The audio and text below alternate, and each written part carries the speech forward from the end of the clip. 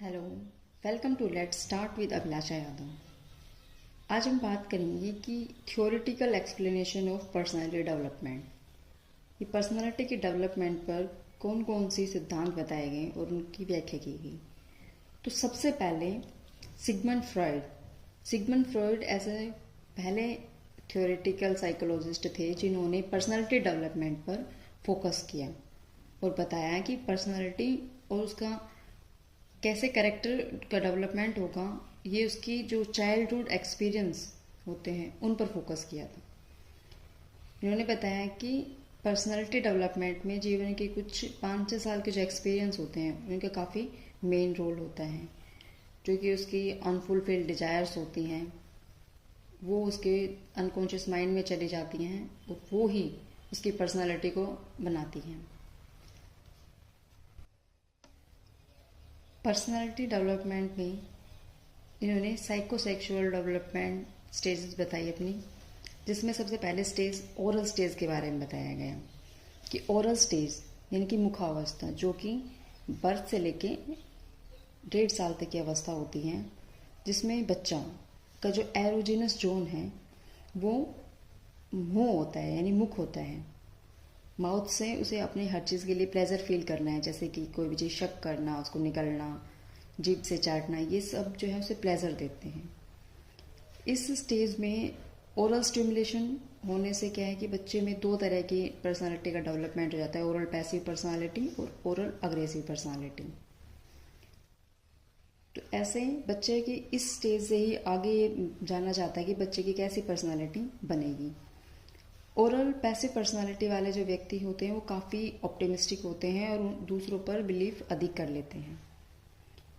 इनमें क्या है, दूसरों पर डिपेंडेंसी का भी गुण पाया जाता है। जबकि जो ओरल अग्रेसिव पर्सनालिटी वाले व्यक्ति होते हैं वो अपनी आवश्यकताओं के लिए दूसरों पर अधिक डोमिनेट दिखाते हैं और उनका बुरी तरह से शोषण करना शुरू कर देते हैं।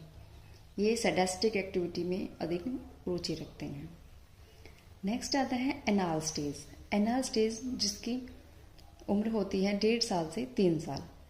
इसके अंदर बच्चे का जो एरोजेनस जोन होता है वो एनाल रीजन होता है। इसमें बच्चे मेनली अपने मलमूत्र त्यागने से रिलेटेड जो क्रियाएं होती हैं उससे प्लेजर फील करते हैं। और इस स्टेज में भी फिक्सेशन होने पर व्यक्ति 2 तरीके की पर्सनालिटी का फॉर्म कर लेता है, एनल अग्रेसिव पर्सनालिटी और एनल रिटेंशन पर्सनालिटी। तो अगर एनल अग्रेसिव पर्सनालिटी आ जाती है तो इसमें व्यक्ति क्रूरता का भाव आ जाना, यानी गुस्सा दिखाना दूसरे पे, विनाश की भावना, डिस्ट्रक्टिव फॉर्म आ जाती है उसमें, कोई चीज़ ऑर्डर में नहीं रखना, डिसऑर्डरलीनेस होता है उसमें, ऐसे ट्रेट डेवलप हो जाते हैं। और ओरल रिटेंशन पर्सनालिटी आती है जिसमें वो काफ़ी कंजूस टाइप के, हर चीज़ एक ऑर्डर में होनी चाहिए। समय अगर किसी ने कहा कि 9 बजे 10 मिनट पे मिलना है तो उतना ही समय का पालन करेंगे। इनमें समय निष्ठा और सत्यनिष्ठा की भावना होती है। नेक्स्ट बात करते हैं हम फैलिक स्टेज की। फैलिक स्टेज जो है वो 3 से 6 साल की उम्र में होता है। इसमें कैस्ट्रेशन एंजाइटी होती है और इसमें 2 तरीके के कॉम्प्लेक्स पाए जाते हैं, ओडिपस कॉम्प्लेक्स और इलेक्ट्रा कॉम्प्लेक्स। ओडिपस कॉम्प्लेक्स जो होता है उसमें बॉय का अपनी मदर की तरफ अटैचमेंट होता है, जबकि फादर के प्रति उसे ईर्ष्या होने लगती है। और इलेक्ट्रा कॉम्प्लेक्स में गर्ल को अपने फादर के प्रति अट्रैक्शन होता है और मदर के प्रति ईर्ष्या होने लगती है। इसी प्रकार के 2 कॉम्प्लेक्स बताएंगे और उन्हें लगता है कि जैसे ये कास्टेशन एंजाइटी जो दी गई, ये इससे न्यूरोटिक एंजाइटी बनने लग जाती है। अगर उस बच्चे को ये अपना ये कॉम्प्लेक्स जो है उस टाइम कॉन्फ्लिक्ट रहता है, इसको समझ नहीं पाते, अचीव नहीं कर पाते, तो वो आगे जाके इसमें न्यूरोटिक एंजाइटी के रूप में फॉर्म हो जाती हैं। और वैसा ही फिक्सेट कर इस